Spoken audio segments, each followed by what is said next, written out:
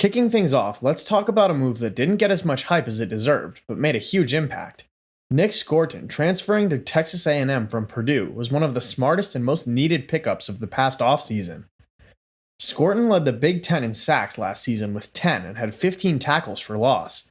That's not a small feat. The guy was a nightmare for quarterbacks, and he's only getting better. When A&M went through that coaching change and Jimbo Fisher was out, the roster started bleeding talent. Tons of players jumped into the portal, including big names like Walter Nolan, so Mike Elko, the new head coach, had to act fast, and he did. Scorton's arrival wasn't just about filling a gap, it was about building a new identity for this defense. He brought fire, leadership, and production right away. The Aggies' pass rush was looking pretty average, but Scorton stepped in and gave them a real weapon off the edge. Opposing quarterbacks had way less time to throw, and you could see the ripple effect across the whole defense. Linebackers started playing freer, the secondary didn't have to cover as long, and the whole unit just looked sharper. And the thing is, Scorton's not just a one-dimensional edge rusher, he's strong against the run too. He knows how to shed blocks, set the edge, and force backs to bounce outside where help is waiting. That's huge in the SEC, where you're going up against physical offensive lines every week. Texas A&M didn't just get a good player here, they got a game changer. A dude who walked in and instantly raised the level of everyone around him. If this defense becomes a strength again, you can bet Scorton will be a big reason why. Now this one was a full-blown whirlwind that shook college football to its knees. Why? Because Caden Proctor was one of Alabama's most reliable offensive linemen in 2023. He started every single game at left tackle as a true freshman. That's wild. You don't usually see a freshman doing that unless they're something special. And yeah, Proctor is definitely special. But then Nick Saban retired and things got weird. Proctor hit the transfer portal and committed to Iowa. It was a move that had everyone scratching their heads, especially considering Iowa's struggles on offense. But then, something happened that no one saw coming. Proctor didn't stay long. Yeah, it was a bad move for him, and the man himself admitted it. Within weeks, he reversed course, called the Iowa move the worst decision of his life, and returned to Alabama. Guess what? That return turned out to be a massive win for the Crimson Tide. You might think it's just one player, but in college football, a left tackle can make or break your entire offense, especially when you've got a mobile quarterback like Jalen Milroe, who needs time to make things happen. Without Proctor, Alabama's O-line would have been in rebuilding mode, but with him, suddenly, things don't look so shaky. He's got great footwork, elite size, and plays with a mean streak that you love to see in a lineman. And let's be real, it's not easy to find guys who can block SEC pass rushers one-on-one, but yeah, Proctor can do that. This whole situation also says something about the program. Even in the post-Saban world, Alabama still has enough pull to bring back a blue-chip player who briefly jumped ship. That's huge for team morale and stability. Proctor's return didn't just help the offense, it sent a message. The Tide aren't going anywhere, and with this guy anchoring the line, they've got one less thing to worry about as they start a new chapter. Moving on, let's talk about one of the most underrated running backs in the country, Damian Martinez. When he left Oregon State, a lot of people didn't immediately realize how big of a deal it was, but when he landed at Miami, everything changed for the Hurricanes offense.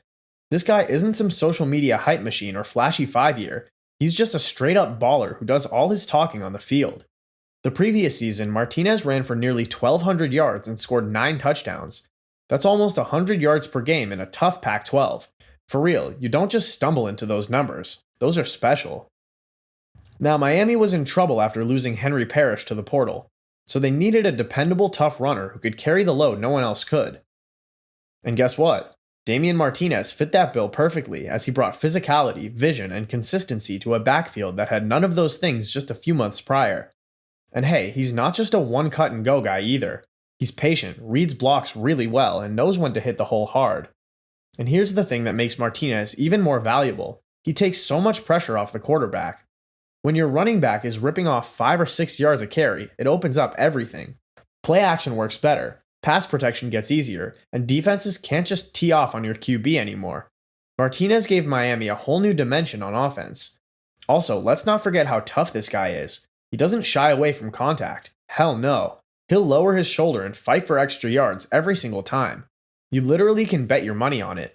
And the good part is that kind of mentality rubs off on the entire team. Talk about turning your teammates into battle-ready Spartans.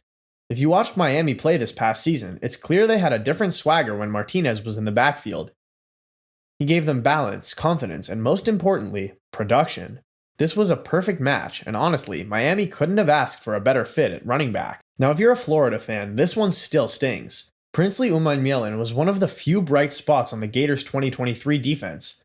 This guy was an absolute menace off the edge, racking up 11.5 sacks, 17 quarterback hurries, and pretty much living in the opponent's backfield every Saturday. So when he hit the portal and ended up at Ole Miss, that was a major what just happened moment. For Ole Miss, this pickup was huge, and I mean huge. Lane Kiffin knew exactly what he was doing with this one. The Rebels needed help on defense, especially when it came to getting pressure on the quarterback. They weren't bad in 2023, but they weren't scaring anyone either. Princely changed that the moment he stepped onto campus. His quick first step, ability to shed blocks, and straight-up motor gave Ole Miss something they hadn't had consistently, an elite pass rusher who can wreck an entire game plan by himself. And look, playing in the SEC means going up against top-tier offensive lines every week. If you can't win on the line of scrimmage, you're cooked. Simple as that. But with Princely coming off the edge and collapsing the pocket, quarterbacks didn't have the time they usually did. That meant rushed throws, bad decisions, and big plays for the Rebels' defense. On top of that, his presence made life easier for the rest of the defense. Opposing offenses had to slide protection his way, opening up gaps for other guys to feast. And just in case that wasn't enough to get your attention, remember this: he wasn't even Ole Miss's biggest defensive pickup. That one's coming next. So, as if landing Princely wasn't enough, Lane Kiffin went full supervillain mode and grabbed Walter Nolen out of the portal. But this dude wasn't just any transfer. He was one of the most hyped recruits in recent memory and showed flashes of total dominance at Texas A&M. I mean, you don't see players with his size and speed combination very often. At 6'4", over 300 pounds, and still moving like a linebacker, that's just unfair. Now let's talk about his impact. Ole Miss struggled big time last year against the run. If a team wanted to pick up 5 or 6 yards on the ground, they usually got it. There were way too many plays where running backs weren't even touched until they hit the second level. That doesn't fly if you're trying to win in the SEC, and that's where Nolen came in. He clogged up lanes like a traffic jam on a Friday afternoon. Running backs had nowhere to go. Even when he wasn't making the tackle himself, he was blowing up the middle and letting his teammates clean up. That kind of disruption is exactly what Ole Miss was missing last season. And when you pair him with Princely, now you've got chaos coming from both the edge and the interior. Nolen also brought versatility. He could play nose tackle, slide to defensive end in certain looks, and even drop back into shallow zones if the Rebels wanted to get creative. And he's not just a run stopper, he's got pass rush moves too. Quarterbacks couldn't just step up in the pocket anymore, because Nolen was right there waiting to collapse it. Bottom line, Lane Kiffin didn't just add one game changer, he rebuilt the entire front line of his defense. And now, opposing offenses have to think twice before running anything up the middle or taking too long in the pocket. That's how you flip the script in one offseason. Alright, let's switch it up and talk offense. Specifically, Cam Ward's mind-blowing move to Miami. This one made waves all across the college football world, and why wouldn't it? Because Cam was already well known for putting up wild numbers at Washington State. The guy tossed 72 touchdowns in his career and added 16 more with his legs. And look, he's not just a passer, he's a creator. He's someone who can make something out of nothing when the play breaks down, and that's exactly what Miami needed before he arrived. But let's be real here. The Hurricanes were stuck in neutral at quarterback for a while.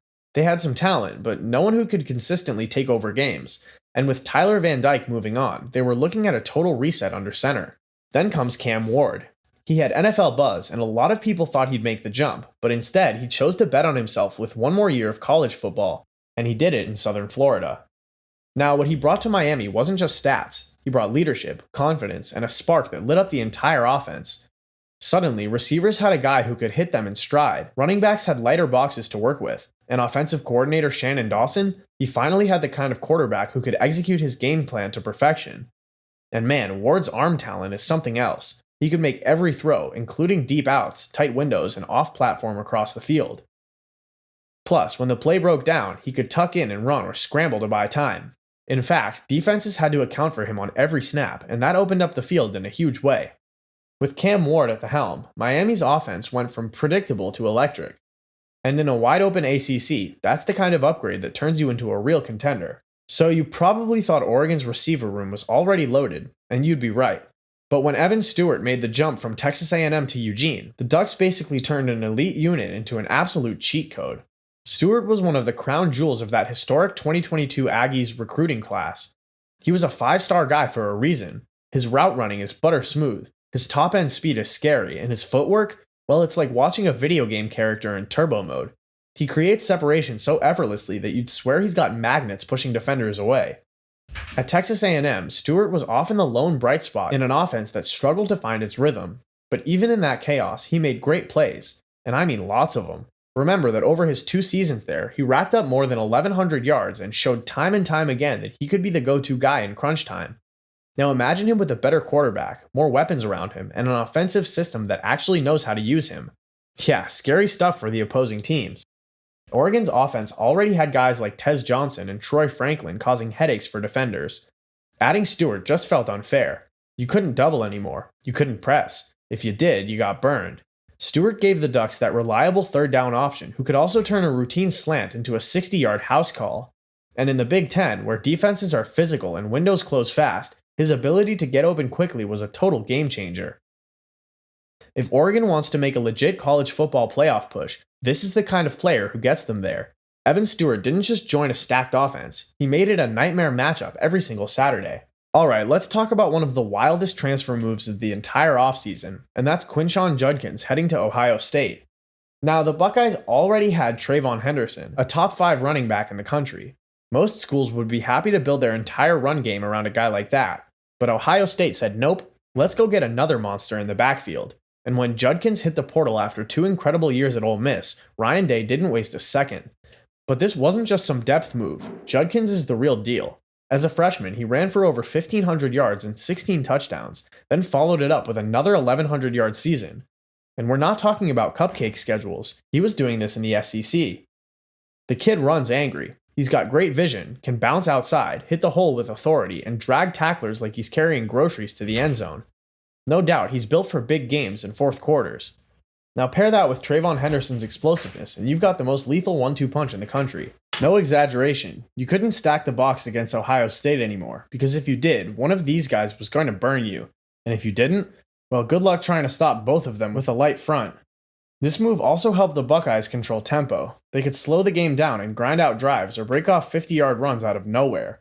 And when you've got a young quarterback or a shaky offensive line, having backs like Judkins and Henderson makes life a whole lot easier. Lucky for them, the rich got richer when they picked up veteran quarterback Will Howard in the portal out of Kansas State, which helped them bring home the championship in 2024.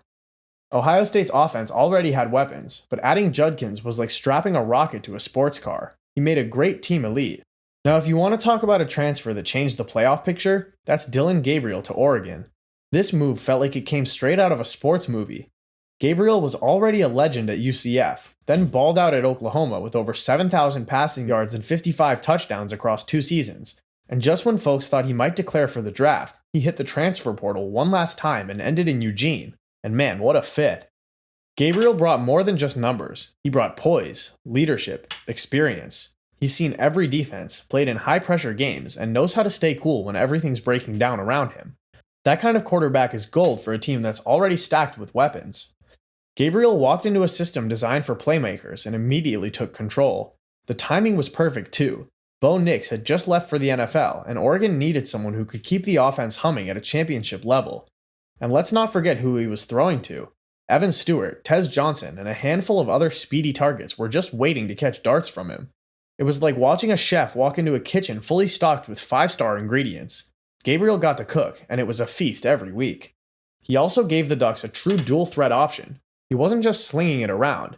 Gabriel could move. He kept drives alive with his legs, made smart decisions in the red zone, and avoided the kinds of mistakes that lose games. Bottom line, Oregon didn't just get a quarterback. They got a field general, a game manager with a cannon and the guts to take deep shots when it counted. This move pushed Oregon from playoff hopeful to legit national title contender. Finally, we've got Caleb Downs, and honestly, this one feels like a cheat code. You don't usually see players like this hit the portal, let alone after a monster freshman season at a powerhouse like Alabama. But that's exactly what happened.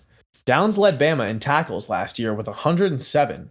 Think about that for a second. Not a senior, not a linebacker. A true freshman safety was the one flying all over the field, making the plays and setting the tone for that entire defense. He didn't just show up, he completely took over. Now, once Saban announced his retirement, the college football world knew a few Bama players might explore their options. But when Caleb Downs entered the portal, it was like the biggest name in free agency just hit the open market. Everybody wanted him. Georgia made a strong push. There was buzz around Colorado. But in the end, it was Ryan Day and Ohio State that sealed the deal. And trust me, that move changed everything for the Buckeyes. Ohio State already had a strong defense, but adding someone like Downs took it to a whole new level. We're talking about a safety who can hit like a linebacker, cover like a corner, and read plays like a coach. He's got football instincts you just can't teach. The dude sees plays developing before they even happen. That kind of awareness doesn't just help him, it makes everyone around him better. Suddenly, the corners are more confident, the linebackers can take more risks, and the pass rush has more time to get home. He holds it all together. And it wasn't just the stats either. His leadership stood out right away. Coaches and teammates at Ohio State were blown away by how quickly he earned respect in the locker room. He showed up like he'd been there for 3 years already. That's the kind of presence you want in your secondary. Opposing quarterbacks? They started looking the other way. Teams had to change their game plan just to try to avoid him. And even then, he still found a way to be everywhere. Bottom line, Caleb Downs didn't just fill a gap, he elevated the entire unit. This wasn't just the top transfer of the year. This was a program-altering move that could swing the national title picture. And that's a wrap on the highest impact college football transfers of the 2024 season. If you enjoyed watching this video, click to subscribe, and we'll see you in the next one.